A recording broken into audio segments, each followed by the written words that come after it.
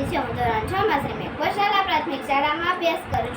આજે હું તમને પ્લાસ્ટિકથી થતા નુકસાન વિશે થોડું જણાવીશ। પ્લાસ્ટિક હટાવો જીવન બચાવો। દુનિયામાં એવા કેટલાક પદાર્થો છે જેનાથી પ્લાસ્ટિકની સમસ્યા વધતી જઈ રહી છે। એવા જ પદાર્થમાંથી એક છે પ્લાસ્ટિક। પ્લાસ્ટિક એક એવો પદાર્થ છે જેનો ઉપયોગ કરવો ખૂબ જ સહેલો છે। તેને એક વખત ઉપયોગ કરીને પછી તેને ફેંકી દેવામાં આવે છે। તે માટે તે સસ્તું પણ છે, પણ તમને તેના વિશે જાણીને હેરાની થશે, કારણ કે પ્લાસ્ટિક જેટલું સહેલું અને સસ્તું છે તેનાથી વધારે તો તે આપણા પર્યાવરણને નુકસાન પહોંચાડે છે। વિશ્વના કેટલાક દેશોની જેમ આપણા દેશમાં પણ પ્લાસ્ટિક મુક્ત ભારત અભિયાન ચલાવવામાં આવે છે।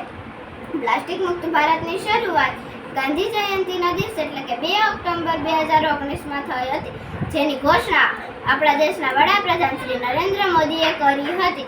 આ અવસર પર તેમણે લોકોને પ્લાસ્ટિકથી થતા નુકસાન વિશે જાણ કરી। તેમણે પ્લાસ્ટિકનો ઉપયોગ ન કરીને પ્લાસ્ટિક મુક્ત ભારત અભિયાન બનાવવાનો આગ્રહ કર્યો। મહારાષ્ટ્ર, તમિલનાડુ, ઓડિશા, મધ્યપ્રદેશ જેવા ભારતના કુલ 18 રાજ્યો એવા છે જેમણે પ્લાસ્ટિક બેગના મેન્યુફેક્ચરિંગ પર પ્રતિબંધ લગાવી દીધો છે।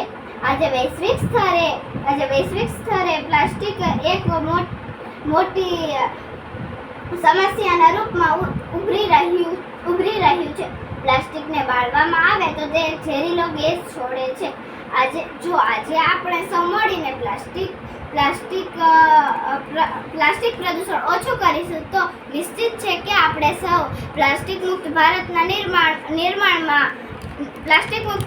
નિર્માણમાં સફળ થઈ શકીશું। જન જન કો જાગૃત કર, પ્લાસ્ટિક દૂર ભગાય। आओ मिलकर प्लास्टिक मुक्त भारत बनाए। आभार।